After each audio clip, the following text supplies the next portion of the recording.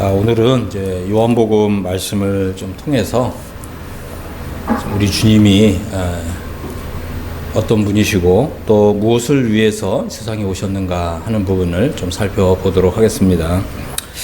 자, 요한복음 1장 11절부터 좀 읽겠습니다. 자기 땅에 오매 자기 백성이 영접하지 아니하였으나 영접하는 자 곧 그 이름을 믿는 자들에게는 하나님의 자녀가 되는 권세를 주셨으니 이는 혈통으로나 육정으로나 사람의 뜻으로 나지 아니하고 오직 하나님께로부터 난 자들이니라. 말씀이 육신이 되어 우리 가운데 거하심에 우리가 그의 영광을 보니 아버지의 독생자의 영광이요 은혜와 진리가 충만하더라. 자, 그리고 한 구절 좀 더 보겠습니다. 29절. 이튿날 요한이 예수께서 자기에게 나오심을 보고 이르되 보라 세상 죄를 지고 가는 하나님의 어린 양이로다. 자, 우리가 이제 이 요한복음 1장을 읽었는데 이제 이 요한복음 1장에서는 우선 이제 예수님이 어떤 분이신가 이제 이것을 이제 소개하고 있습니다. 예수님은 이제 태초에 1장 1절을 보면 이제 태초에 말씀이 계시니라. 이 말씀이 하나님과 함께 계셨으니 이 말씀이 곧 하나님이시라. 이제 그렇게 말씀하고 있고 또 14절을 보면 또 말씀이 육신이 되어 우리 가운데 거하심에. 그래서 이 말씀이 이셨던 예수님, 그리고 이 태초부터 하나님과 함께 계셨던 예수님, 그리고 곧 하나님이신 예수님이 이제 이 세상에 오신 것입니다. 이제 우리가 11절을 읽었잖아요. 자기 땅에 오매. 이 예수님께서 창조주 하나님이신 분이신데 이분이 세상에 오신 것입니다. 근데 이 세상은 자기 땅이라는 거죠. 우리 주님의 땅이에요. 그러니까 우리 주님은 이 세상 모든 만물의 주권자가 되신 분이시라고 하는 것입니다. 이 예수님이 하나님이신 이 예수님, 그죠? 온 세상 만물의 정말 주님이신 이 예수님이 이 세상에 오셨습니다. 그런데 이제 무슨 일이 일어났냐면 자기 땅에 오매 자기 백성이 영접하지 않느냐였다는 것입니다. 그러니까 영접한다는 말은 뭐냐면 영어로는 receive예요, receive. 그러니까 예수님이 그죠? 하나님이신 분이시고 또 창조주 하나님이신데 그리고 세상 모든 만물의 주권자이신데 이 예수님을 받아들이지 않았다는 거죠. 그죠? 그런데 또 12절에 보니까 또 영접하는 사람들이 있었습니다. 그래서 이 세상 사람들은 이게 두 부류로 나눠지는 거예요. 그러니까 예수님이 바로 창조주 하나님이시고 만물의 주권자이신 분이시고, 그죠? 또 나의 하나님이신 이러한 이 예수님을 영접하는 사람, 영접하지 않는 사람 이렇게 두 부류로 나눠지는 거죠. 근데 이제 이 영접하는 사람들에게는 그죠? 어떠한 그 복이 있느냐, 그죠? 그래서 그 이름을 믿는 자들에게는 예수님의 이름을 믿는 자들에게는 하나님의 자녀가 되는 권세를 주신다는 거예요. 여러분 이것은 정말 엄청난 일이죠. 이 세상 사람들은 사실 이 두 부류로 나눠집니다. 죄인이 우리가 이 태어날 때부터 죄인으로 태어나잖아요. 이 죄인들의 운명은 영원한 지옥 불못에 들어가는 거예요. 그죠? 그리고 성경을 또 우리가 요한복음을 좀 쭉 읽어보면 모든 사람은 다 이 죄인으로 태어나는데 근데 이 비밀이 하나 있어요. 그 비밀은 뭐냐면 마귀의 자녀라는 거예요. 마귀의 자녀. 그래서 우리가 한번 생각해 봐야 되죠. 그럼 왜 예수님을 영접하지 않으니 했다고 어떻게 지옥 불못에 들어가느냐, 그죠? 사실은 이제 이 지옥 불못은 이 마귀와 그의 이 천사들을 위해서 예비된 곳입니다. 그런데 예수님을 영접하지 않는다는 말은 뭐냐면 바로 마귀의 자녀라는 거예요. 그래서 빛보다 어둠을 더 사랑하는 거죠. 예수님은 정말 빛의 하나님이신 분이신데, 빛의 주님이신 분인데, 이 빛이신 예수님이 오셔서 바로 빛의 나라로 가자. 이렇게 우리를 이제 인도하시기 위해서 오셨는데, 이 예수님을 싫어하고, 예수님을 멀리하고, 또 예수님을 이렇게 내미는 손길을 뿌리치고 도망간다는 것은 이 마귀의 자녀라는 거예요. 그 말은 뭐라고요? 빛보다 어둠을 더 사랑하기 때문에 그런 것이라고 하는 것입니다. 그래서 예수님을 영접하는 것, 그러니까 예수님을 받아들이는 것, 예수님을 정말 나의 하나님으로, 나의 창조주로 받아들이는 것은 정말 복 있는 것입니다. 그래서 이 하나님의 자녀가 되는 것은 이제 혈통으로나 육정으로나 사람의 뜻으로 나지 아니하고, 그렇죠? 오직 하나님께로부터 난 자들이니라. 그래서 사실 이제 하나님이 자기 땅에 오셨잖아요. 이것은 이제 우선적으로는 이제 이 이스라엘 땅을 가리킵니다. 그래서 예수님이 먼저는 유대인들에게 오셨습니다. 왜냐하면 이제 유대인들은 이제 구약 성경을 믿고 오랜 동안 메시아께서 오시기를 하나님의 구약 성경에 약속하셨거든요. 메시아께서 오시기를 기다리던 이런 사람들이에요. 그래서 정말 진실한 마음으로, 그죠? 또 착한 마음으로 이 메시아를 기다리던 사람들은 예수님을 다 믿었어요. 그 예수님을 다 영접했습니다. 나의 하나님으로, 나의 구주로 영접했어요. 그리고 바로 이 빛들의 나라, 천국은 바로 빛들의 나라예요.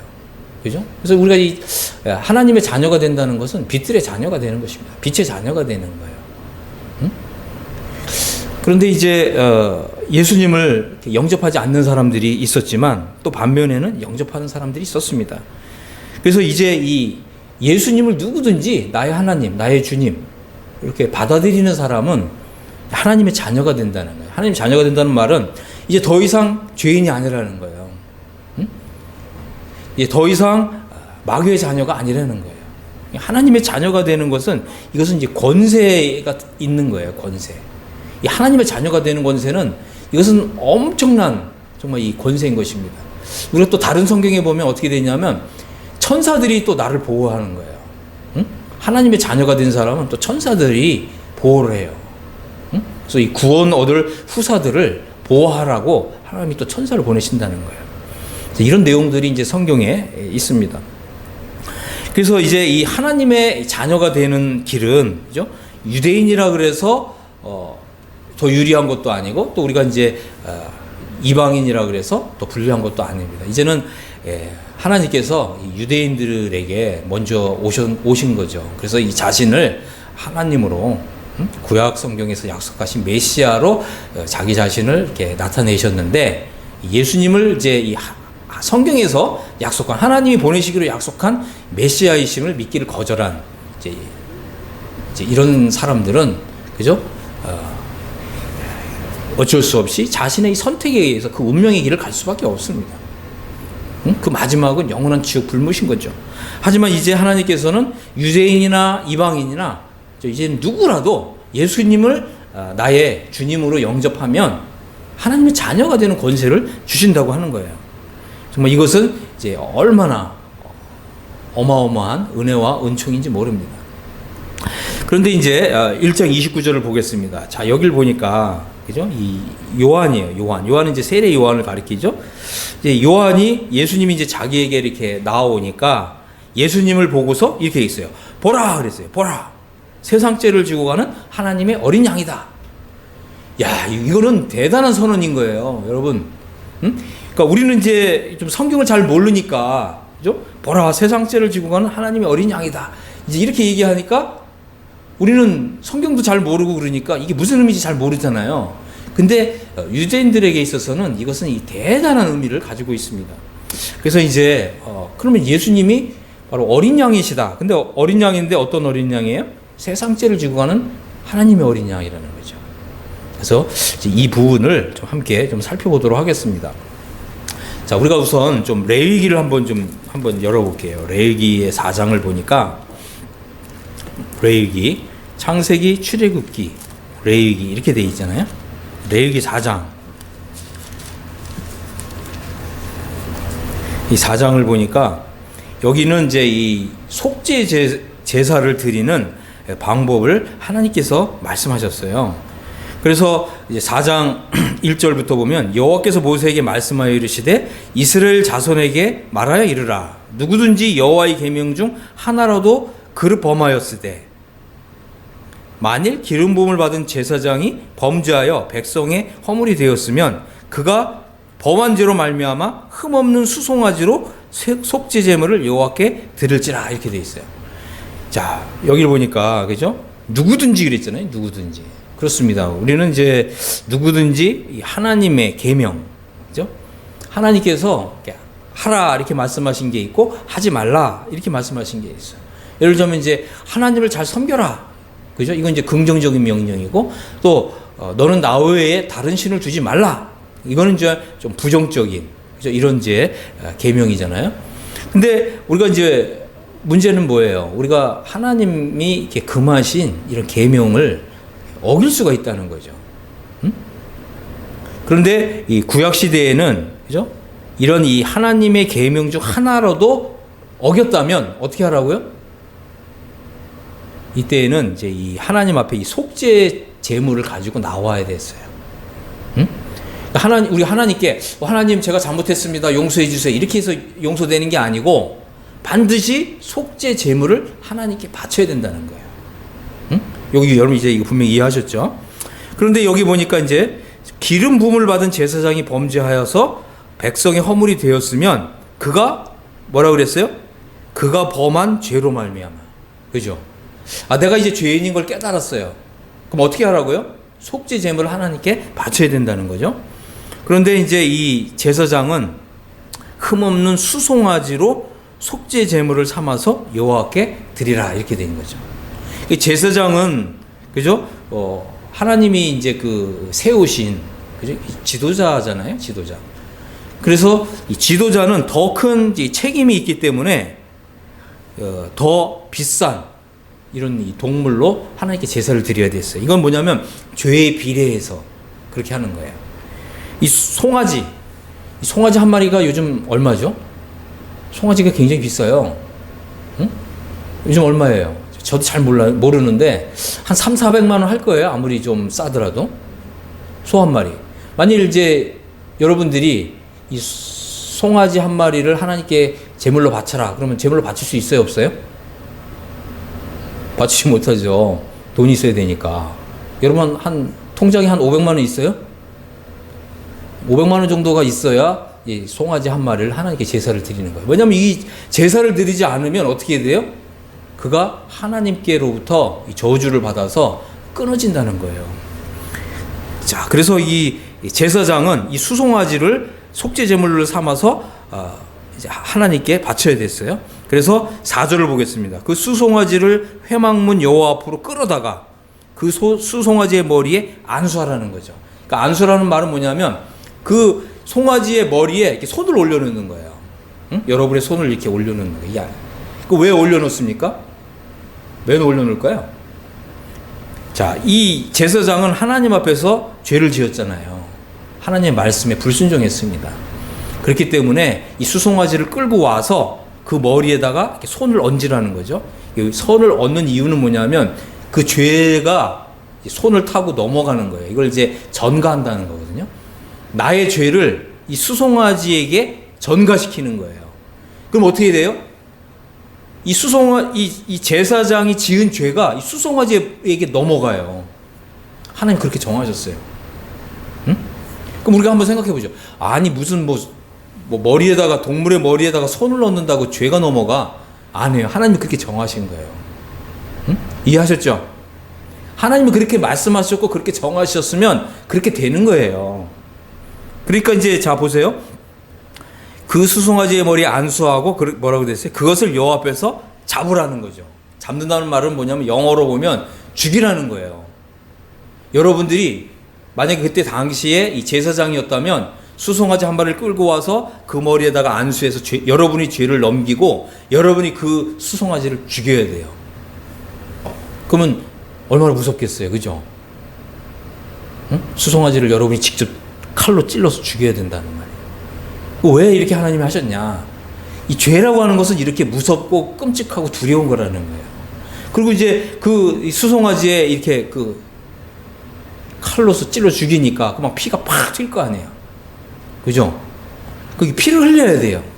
왜냐하면 피 흘림이 없은즉 죄사함이 없기 때문에 그래요. 하나님이 그렇게 정하셨습니다. 그래서 이제 이 기름 부음을 받은 제사장은 그 수송아지의 피를 가지고 회막에 들어가서 제사장이 손가락에 그 피를 찍어서 여호와 앞 곧 성소의 휘장 앞에 7번 뿌리라는 거죠. 그 수송아지의 피를 하나님 앞에 있는 그 성소의 휘장 앞에 가서 7번 뿌리라는 거예요. 그리고 이제 7절에 보면 제사장은 또 그 피를 여호와 앞에 있는 곧 회막 안 향단 뿔에 바르고 그 수송아지의 피 전부를 회막문 앞 번제단 밑에 쏟으라는 거죠. 이렇게 하면, 그죠? 이렇게 하면 하나님께서 그 제사장의 죄를 용서해 주시는 것입니다. 자, 우리가 이제 한번 27절을 한번 보겠어요. 27절. 이번에는 평민의 한 사람이 죄를 지었어요. 여러분이 한번 생각하기에, 나는 좀 제사장은 아닐 것 같아. 그럼 이제 여러분들이 이제 평민의 한 사람이 되는 거죠. 이제 27절을 보면, 만일 평민의 한 사람이 여호와의 계명 중 하나라도 부지 중에 범하여 허물이 있었는데 그가 범한 죄를 누가 그에게 깨우쳐 주면, 그죠? 그는 흠없는 암염소를 끌고 와서 그 범한 죄로 말미암아 그것을 예물로 삼아. 자, 여길 보니까 많은 사람들이 그러잖아요. 나는 별로 죄를 지은 적이 없어. 그죠? 많은 사람들이 생각할 때, 나는 굉장히 착해. 내가 무슨 죄를 졌어? 난 죄인 아니야. 이렇게 생각하는 사람들이 많거든요. 여러분들한테 한번 물어볼게요. 하나님에게는 10계명이 있어요. 10계명. 10개의 계명이 있는데 그 첫 번째가 뭐냐면, 너는 나 외에 다른 것을 첫 번째로 두지 말지니라 그러셨거든요. 여러분은 어떠세요? 여러분은 하나님을 항상 첫 번째로 두고 사셨습니까? 아니면 하나님보다 더 내가 좀 좋아하는 거, 이런 게 있습니까? 그럼 여러분은 어떻게 해요? 10계명 중에 벌써 첫 번째 계명을 어긴 거예요. 여러분 죄가 있습니까? 없습니까? 여러분 죄인입니까? 아닙니까? 벌써 이 평민 중에 한 사람이, 그죠? 하나님의 그 10계명 중에서 첫 번째를 어긴 거예요. 그래서 여기 부지 중에 있잖아요. 부지 중에 자기도 알지 못하는 사이에 이 죄를 지었는데 누가 이제 알려주는 거죠. 당신은 벌써 10계명 중에서 첫 번째 것을 어겼습니다. 불순종했습니다. 이렇게 알려주면, 내가 하나님의 10계명 중에서 벌써 첫 번째 거를 어겼구나. 이것을 이렇게 깨달았다면 어떻게 하라고 그랬어요? 흠없는 암염소를 끌고 오라는 거죠. 자, 우리가 아까 이제 그 제사장은 송아지 한 마리를 하나님께 바쳐야 됐는데, 이 평민은 염소를 끌고 오라는 거죠. 이건 뭐예요? 그보다 훨씬 이제 송아지보다는 값이 싸거든요. 이것은 이제 우리가 지은 죄에 비례해서, 그리고 또 우리가 하나님 앞에서 가지고 있는 책임에 비례해서, 그리고 또 우리가 하나님 앞에 또 이 지불할 수 있는 우리의 어떤 이제 능력, 그죠? 어떤 뭐 재정적인 능력, 이런 것을 하나님이 다 충분히 고려하시는 거예요. 우리가 충분히 감당할 수 있을 정도로 하나님이 속죄 제물을 요구하시는데, 중요한 포인트는 뭐냐면 어느 누구도 이 속죄 제사를 드리는 일에 예외는 없다는 거죠. 그래서 평민 중에 한 사람이 이제 암염소를 끌고 옵니다. 그 다음에 29절을 보면 그 속죄 제물의 머리에 안수하라고 되어 있어요. 자, 여기서도 마찬가지예요. 이 속죄 제물을 하나님 앞에서 자기가 이제 끌고 왔으면 안수를 해서 죄를 넘겨야 돼요. 내 죄를 다 넘겨야 되는 거죠. 그래서 이 암염소를 이제 죽여야 되는데, 그죠? 그 암염소가 바로 나의 죄 때문에 대신 죽는다라고 하는 것을 분명하게 인식을 해야 되는 거예요. 그래야 나의 죄가 용서를 받을 수가 있는 것입니다. 자, 마찬가지로 이제 그 암염소를, 그죠? 그 제물을 번제물을 잡는 곳에서 잡을 것이요. 마찬가지로 이 암염소도 이제 평민 중에 한 사람이 끌고 왔으면 직접 자기 손으로 죽여야 되는 거야. 얼마나 무섭고 두려워요, 그죠? 만약 이제 여러분들이 이제 나는 여잔데 어떻게 암염소를 잡아? 여러분 그렇게 하셔야 되는 거예요. 하나님이 이렇게 정하셨어요. 만약에 이 속죄 제사를 드리지 않으면 멸망을 당하는 거예요. 심판을 받는 것이고 정죄를 받는 것이고 하나님 앞에서 끊어지는 거예요. 그래서 나는 이제 정말 이 내가 지은 죄로부터 구원을 받고 싶다. 그죠? 그래서 여기서 이제 중요한 단어가 이 속량이라는 단어예요. 속량. 속량이라는 단어는 뭐냐면 내가 지은 죄를 대신해서 속죄 제물을 바침으로써 나는 그 죄에 대한 대가를 내가 지불하는 것이 아니라 바로 이 속죄 제물이 대신 지불함으로써 나는 건짐을 받는 거, 나는 구원을 받는 거. 이것을 가리켜서 속량이라고 부릅니다. 그래서 누구든지 그저 자기가 지은 죄로부터 속량을 받기 위해서는 이렇게 제사를 드려야 했던 것이죠. 그래서 이제 마찬가지로 이제 이 30절 보면 이제 제사장은 손가락으로 그 피를 찍어서 번제단 뿔에 발랐어요. 그리고 그 피 전부를 제단 밑에 쏟았어요. 그다음에 31절에 보면 그 모든 기름을 화목제물의 기름을 떼어낸 것 같이 떼어내 제단 위에서 불살라서 여호와께 향기롭게 할지니.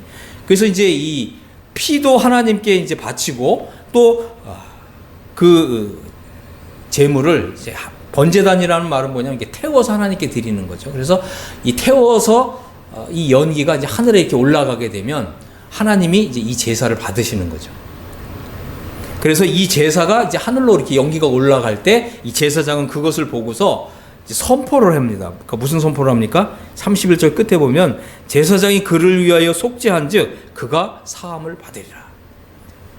그 평민 중에 한 사람이 하나님께 범죄를 해가지고 이 암염소를 끌고 왔는데 하나님께서 이제 그 속죄 제사를 받으셨기 때문에 제사장은 네 죄가 용서되었느니라 이렇게 선포하는 거죠. 그러면 이제 이 제사 제물을 끌고 온 사람은 너무나 행복해하는 거죠. 여러분 이제 이것을 한번 좀 잠깐 그림을 한번 그려보세요. 내가 이제 알지 못하는 사이에 하나님 앞에서 죄를 졌어요. 만일 내가 이 죄를 지었는데 이 죄를 지은지 알지 못한 채 몇 날 며칠을 지나게 되면 점점 하나님으로부터 멀어지게 돼 있어요. 응? 그리고 마침내 하나님께서는 그 사람을 이제 끊어내 버리시는 거예요. 그 죄에 대한 응당한 대가를 지불하게 하시는 거죠. 그런데 이제 이 사람이 누군가로부터 깨우침을 받은 거죠. 당신은 하나님 앞에서 죄를 지었습니다. 당신은 죄인입니다. 그러면 이제 깜짝 놀라는 거죠. 내가 하나님 앞에서 죄인이라고요? 내가 정말 하나님께 죄를 지었단 말입니까? 그러면 이 죄에서 속량 받을 수 있는 길이 무엇입니까? 이렇게 물었을 때 이 방법을 알려주는 것입니다. 당신이 이제 죄인인 것을 깨달았다면 하나님 앞에서 속죄 제물을 바치십시오. 그죠? 그래서 이제 이 사람은 기쁜 마음으로 이제 암염소를 끌고 와서 이 암염소의 머리에 안수를 해서 내 죄를 넘긴 다음에 바로 이 암염소를 잡아 죽이는 거죠. 그래서 이 암염소가 나를 대신해서 피를 흘렸기 때문에 내 죄가 용서를 받는 거예요. 하나님이 나를 다시 받아주시는 거예요. 그리고 이제 이 제사장이 그를 위해서 속죄했기 때문에 그가 사함을 얻는 거예요. 이 죄가 용서되었다는 거예요. 여러분 이것은 이 제사를 드린 사람이 이거 얼마나 행복했겠어요. 응? 내가는 이제 죄사함을 받았다. 그죠? 나는 이제 하나님께로부터 죄 용서를 받았다. 나는 이제 속량을 받았다. 그러니까 이 죄로부터 이제 노임을 받는 거예요. 다시 말해서 이 죄로부터 이제 자유를 얻는 것입니다. 이 사람 마음이 얼마나 이 죄로 인해서 마음이 조마조마했겠어요. 내가 좀 죄를 졌구나. 내가 정말 죄인이구나. 그럼 내가 이 죄에 대한 이 심판을 받을 터인데 이 하나님의 정말 이 죄에 대한 심판이 얼마나 무서운데 좀 하나님을 감히 쳐다볼 수도 없고 내가 과연 구원을 받아야 되는데 이렇게 걱정하고 두려워했고 염려했던 이 사람이 이제 이 제사장이 선포하는 거죠. 너의 죄가 다 용서되었다. 바로 이 사람의 이 귀에 들린 네 죄가 용서받았느니라. 이것은 얼마나 그죠? 이 사람의 마음을 정말 자유롭게 하고 정말 홀가분하게 하고 나는 이제 속량받은 사람이다. 나는 이제 죄로부터 이제 심판받지 않는다. 그죠? 다시 말씀드린다면 나는 이제 구원받은 사람이다. 이런 믿음을 갖게 되고 이 사람은 이제 하나님 안에서 아주 행복한 이런 신앙생활을 하게 될 것입니다. 자, 이제 32절을 보겠습니다. 여기 32절에 보니까 그가 만일 어린 양을 속죄 제물로 가져오려거든 그랬습니다. 자, 여기도 보니까 이제 어린 양을 속죄 제물로 가져오는 거예요.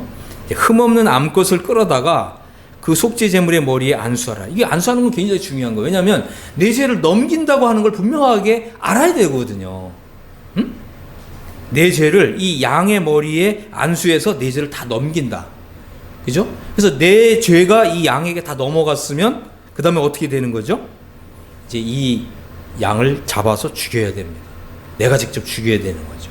그리고 이 어린 양이 피를 흘리는 걸 봐야 돼요. 그리고 이 피가 나에게도 팍 튀는 걸 보면서 야, 죄라고 하는 것은 이렇게 무섭고 두려운 것이구나. 그죠? 그래서 죄의 삭은 사망인 거예요. 성경에서 그렇게 선언하고 있습니다. 자, 여기 한번 좀 정리해 보겠습니다. 자, 이제 좀 앞에 보세요. 내가 죄인이잖아요? 그럼 이 죄에 대한 대가를 지불해야 돼요. 죄의 삭은 사망인 거예요. 근데 만일 내가 이 죄에 대한 대가를 지불한다는 말은 뭐냐면 내가 지은 죄로 인해서 내가 지옥 가는 거예요. 지옥을 왜 갑니까? 거기서 죄에 대한 대가를 지불하는 거예요. 그게 심판받는 거고 그게 정죄받는 거예요. 근데 이제 내가 이제 이 내가 지은 죄로부터 속량을 받으려면 그럼 어떻게 해야 된다고요? 어린 양을 이제 가져와야 돼. 하나님 앞에. 그리고 여러분들이 직접 안수를 해서 여러분 죄를 넘겨야 돼요. 그리고 여러분이 직접 그 양을 잡아 죽이는 거죠. 그리고 그 어린 양의 피가 팍 튀는 걸 보는 거죠. 그죠? 그럼 하나님 왜 이렇게 하셨냐면 이 피가 죄를 용서하는 거예요. 굉장히 놀랍죠? 피가 죄를 용서해요. 우리가 그냥 하나님 저 잘못했습니다. 그냥 우리가 그냥 이렇게 하나님 앞에 기도한다고 해서 죄가 없어지는 게 아니고 피가 죄를 없애요. 하나님이 이렇게 정하신 거예요. 자, 이해하셨죠? 그래가지고 이제 마찬가지로 여기 34절에 제사장은 그 속죄제물의 피를 손가락으로 찌고 번제단 뿔에 바르고 그 피는 전부 제단 밑에 쏟아버려요. 그 다음에 그 모든 기름을 화목제 어린 양의 기름을 떼어낸 같이 떼어내어서 제단 위에 여호와의 화제물 위에 불사르는 거예요. 이와 같이 제사장이 그가 범한 죄에 대하여 그를 속죄한 즉. 자, 우리가 한번 같이 한번 읽어보겠습니다. 그를 위하여부터 이 35절 끝에 그를 위하여부터 한번 읽어보겠습니다. 시작. 그를 위하여 속죄한 즉 그가 사함을 받으리라. 아멘. 그렇습니다. 구약시대에는 이렇게 하나님께로부터 죄를 용서받았어요. 바로 이런 내가 지은 죄로부터 속량을 받는 방법이었습니다. 자, 그런데 다시 요한복음 1장 29절로 돌아오겠습니다. 그런데 이제 이 세례 요한이 예수님을 향해서 아주 놀라운 선포를 하는 거예요. 보라, 그렇게 얘기하는 거죠. 보라, 세상 죄를 지고 가는 하나님의 어린 양이로다, 이렇게 선언한 거예요. 자, 보라라는 말은 뭐냐면 여러분이 이제 좀 눈을 떠서 봐야 된다는 거죠. 그러니까 왜 그렇습니까? 우리가 다 눈이 어두워가지고 예수님이 누구신지를 모르는 거죠. 그러니까 이제는 이제 눈을 뜨라는 거죠. 자, 여러분 눈을 떴습니까 이제? 예수님을 보라는 거죠. 근데 예수님이 누구시냐면 세상 죄를 지고 가는 하나님의 어린 양이래요. 이 말은 뭐냐면 구약시대에는 이 제사장이 죄를 지었을 때 송아지를 끌고 와야 됐고, 평민의 한 사람이 죄를 지었을 때는 암염소를 끌고 와야 됐고, 그 다음에 또 어떤 사람은 어린 양을 한 마리를 끌고 왔는데, 이제 하나님이 방법을 바꾸셨다는 거예요. 그 방법이 뭐냐면, 그죠? 예수님을 보내신 거예요. 하나님의 아들 예수님을 보내셔가지고 예수님을 하나님의 어린 양으로 삼으셨어요. 그래서 구약시대에는 수송아지, 암염소, 그죠? 그리고 어린 양, 이제 이거 다 필요 없다는 거죠. 이제 예수님을 하나님의 어린 양으로 보내셔가지고 예수님이 바로 나의 죄를 속량하시는 어린 양이다, 이렇게 믿으면 그 죄를 단번에 영원히 속죄하시는 거예요. 이 하나님의 방법입니다. 이게 바로 신약시대의 새로운 하나님의 방법이에요. 그래서 구약시대의 방법이 있고 신약시대의 방법이 있어요. 그럼 우리는 구약시대의 방법을 믿어야 됩니까? 신약시대의 방법을 믿어야 됩니까? 신약시대의 방법을 믿어야죠. 자, 그 다음에 세상죄를 지고 가게 하셨어요. 자, 구약시대에는요, 죄를 지을 때마다 속죄 제사를 드려야 됐어요. 이해하셨죠? 죄를 지을 때마다. 그런데 이제 신약시대에는 하나님의 아들 예수님이 하나님의 어린 양으로 오셨기 때문에 예수님은 세상 죄를 지고 가신다는 거예요. 자, 그러면 우리 한번 좀 질문 한번 해보겠습니다.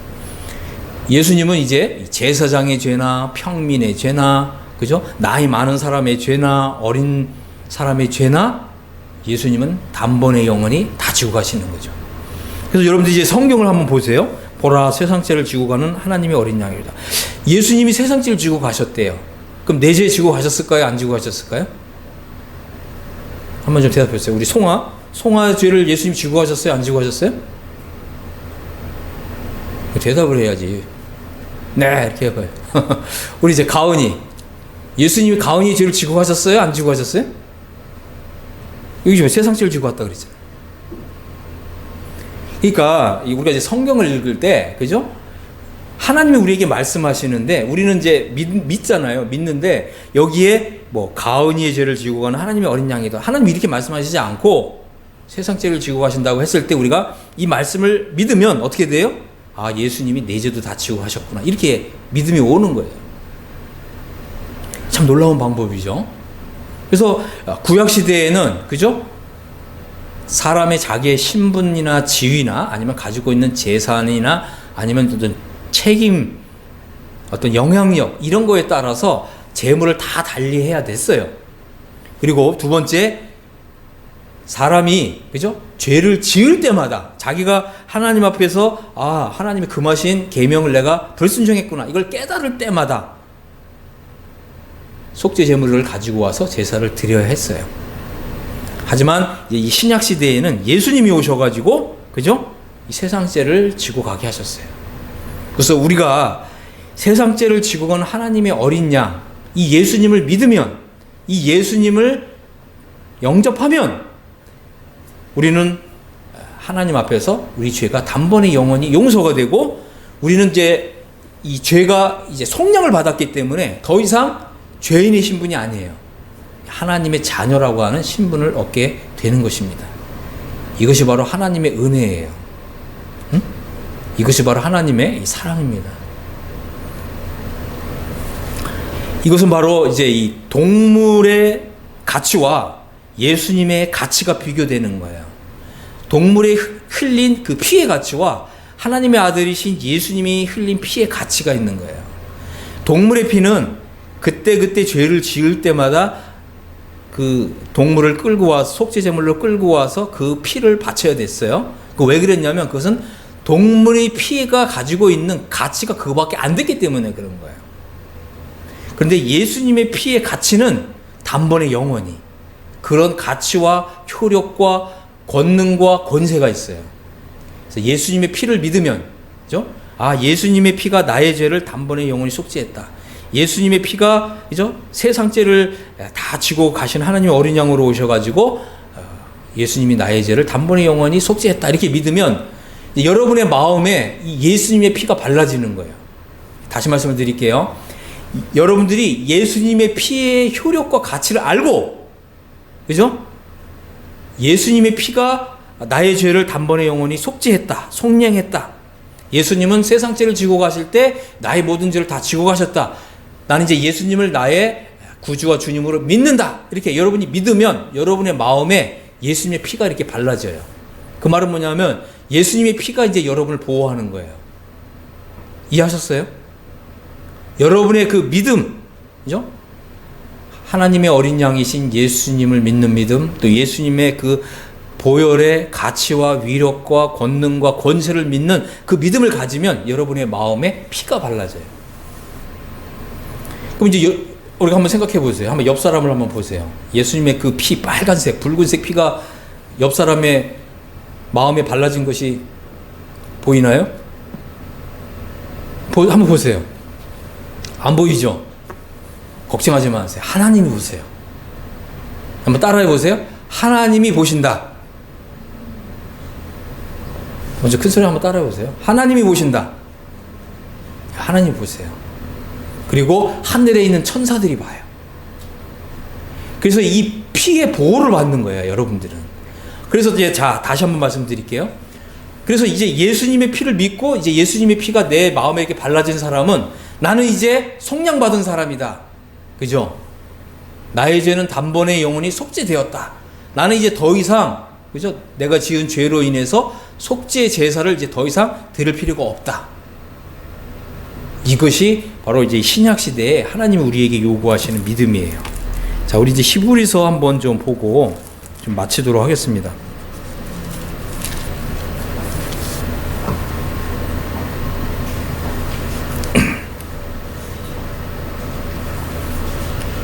자, 10장 한번 보겠습니다. 10장. 9장부터 보겠습니다. 9장. 11절부터 보겠습니다. 자, 여기 보니까 그리스도께서는 장래 좋은 일의 대제사장으로 오셨습니다. 손으로 짓지 아니한 거 이 창조에 속하지 아니한 더 크고 온전한 장막으로 말미암아 염소와 송아지의 피로 아니하고 오직 자기 피로 영원한 속죄를 이루사 단번에 성소에 들어가셨느니라. 예수님은요, 예수님이 흘리신 자기의 피로 영원한 속죄를 이루셨대요.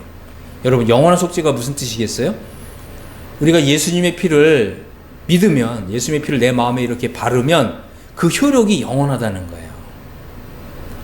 이해하셨죠? 자, 13절. 염소와 황소의 피와 및 암송아지의 죄를 부정한 자에게 뿌려서 그 육체를 정결하게 하여 거룩하게 하거든. 구약시대에, 그죠? 동물의 피를 통해서도 이렇게 거룩하게 됐다는 거예요. 응? 구약시대에도 동물의 피를 통해서 속량함을 받았다는 거예요. 죄사함을 받았다는 거예요. 14절에 하물며 영원하신 성령으로 말미암아 흠없는 자기를 하나님께 드린 그리스도의 피가 어찌 너희 양심을 죽은 행실에서 깨끗하게 하고. 그렇습니다. 우리가 예수님의 피를 믿으면 우리가 이제 하나님 앞에서 깨끗하게 된다는 거예요. 살아계신 하나님을 이제 섬기게 된다고 하는 것입니다. 자, 이제 10장을 한번 보겠습니다. 10장 1절부터 보면 율법은 장차 올 좋은 일의 그림자일 뿐이요. 자, 그렇습니다. 우리가 아까 읽은 레위기 4장은 이제 율법이거든요. 이것은 미래에 있을 좋은 일의 그림자였다는 거죠. 그래서 다시 말씀을 드리면 세상 죄를 지고 오는 하나님의 어린 양이 이루실 그 일의 그림자였다는 거예요. 그러면 참 실제는 뭐냐? 예수님이 십자가에서 자기 피를 흘려서 완성하신, 그죠? 예수님의 십자가 사역이 진짜였다는 거죠. 응? 자, 그래서 이 구약 시대에 이렇게 드렸던 제사는 그림자일 뿐이고 참 형상이 아니었기 때문에 해마다 늘 드리는 같은 제사로는 나오는 자들을 언제나 온전하게 할 수 없었다. 그죠? 3절을 보면 그러나 이 제사들은 해마다 죄를 기억나게 하는 것이 있었다. 4절. 왜냐하면 황소와 염소의 피가 능히 죄를 없이 하지 못했기 때문이다. 5절. 그러므로 주님이 세상에 임하실 때에 이르시되, 예수님이 이 세상에 오시면서 이렇게 말씀하신 거예요. 하나님이 제사와 예물을 원하지 아니하시고 오직 나를 위하여 한 몸을 예비하셨다. 번제와 속죄제는 기뻐하지 아니하신다. 이에 내가 말하기를 보시옵소서 두루마리 책에 나를 가리켜 기록된 것 같이 내가 하나님의 뜻을 행하러 왔나이다. 예수님이 이렇게 선언하신 거죠. 자, 그 다음에 이제 10절 보겠습니다. 이 뜻을 따라 예수 그리스도의 몸을 단번에 들이심으로 말미암아 우리가 거룩함을 얻었노라. 여기가 이제 우리에다가, 그죠? 우리가 이제 믿음으로 나의 이름을 넣는 거예요. 그러니까 예수님이 이미 이제 2000년 전에 하나님의 이러한 뜻에 순종하기 위해서 자기의 몸을 단번에 들이셨어요. 그래서 우리가 이제 이 예수님의 피를 믿는 사람은 우리가 이제 거룩함을 얻는 거예요. 하나님이 나를 이제 거룩하다고 보시는 거죠. 11절에 제사장마다 매일 서서 섬기며 자주 같은 제사를 드리되 이 제사는 언제나 죄를 없게 하지 못하거니와. 그렇습니다. 구약시대에 이렇게 드렸던 속죄 제물로는 그 지은 그 죄들, 그 해당되는 그 죄만 없앨 뿐이지, 그죠? 이 죄를 완전히 없앤 것이 아니었다는 거예요. 하지만 이제 예수님이 오셔가지고 자기의 몸을 하나님께 바친 거죠. 속죄 제물로. 예수님이 자기의 몸을 바쳐서 드린 이 속죄 제사는 이 나의 죄를 단번에 영원히 없앤다는 거예요. 자, 그 다음에 14절. 그가 거룩하게 된 자들을 한 번의 제사로 영원히 온전하게 하셨느니라. 그럼 우리는 어떻게 믿어야 됩니까? 아, 예수님이 흘리신 피가 나를 영원히 온전하게 했습니다. 이렇게 믿는 거죠. 그게 믿음인 거예요. 자, 15절. 이제 성령님이 우리에게 증언하시되, 성령님이 이제 말씀하시는 거예요. 여러분들이 이제 이 말씀을 잘 듣고, 저 이제 하나님, 저 이제 이거 믿어요. 그러면 여러분들은 이 성령님의 증언을 여러분 받아들인 거고, 그죠? 성령님의 증언을 여러분 믿은 사람이 되는 거예요. 그러면 이 말씀이 그대로 이루어져요. 자, 보겠습니다. 주님이 이르시되 그날 후로는 그들과 맺을 언약이 이것이라 하시고 내 법을 그들의 마음에 두고 그들 생각에 기록하리라 하신 후에 또 그들의 죄와 그들의 불법을 내가 다시 기억하지 아니하리라. 여러분 이 말씀을 믿으면 여러분의 죄와 여러분의 불법을 하나님이 다시는 기억하지 않는다는 거예요. 아멘. 그죠? 그래서 18절에 이것들을 사하셨은즉 다시 죄를 위하여 제사 드릴 것이 없느니라. 아멘. 그래서 여러분들이 이제 이 하나님의 말씀을 그대로 믿는다면, 예, 제가 믿습니다. 예수님의 피가 내 마음에 발라져 있습니다. 나는 하나님 앞에서, 그죠? 영혼이 온전케 된 사람입니다. 하나님 감사합니다. 예수님은 나의 주님이십니다. 여러분들 이렇게 믿음으로 기도하시기 바랍니다. 그러면 이제 성령님이 여러분의 그 믿음에 탁 인을 치시는 거예요. 도장을 탁 찍어주시는 것입니다. 그래서 너는 내 것이다. 응? 어느 누구도 이제 너를 건들 수 없다. 응? 너는 이제 예수님의 피를 통해서 영원토록 속량을 받은 사람이다. 응? 다시는 이 죄를 위하여 제사 드릴 것이 없을 정도로 너는 깨끗해진 사람이다. 너는 나의 백성이다. 너는 나의 자녀다. 너는 내 것이다. 이렇게 선언하시는 거예요. 그럴 때 우리는 뭐라고 얘기해야 됩니까? 하나님, 저는 주님의 것입니다. 여러분 이렇게 고백하는 것입니다. 여러분 이제 그렇게 고백하게 되기를 바랍니다. 아멘.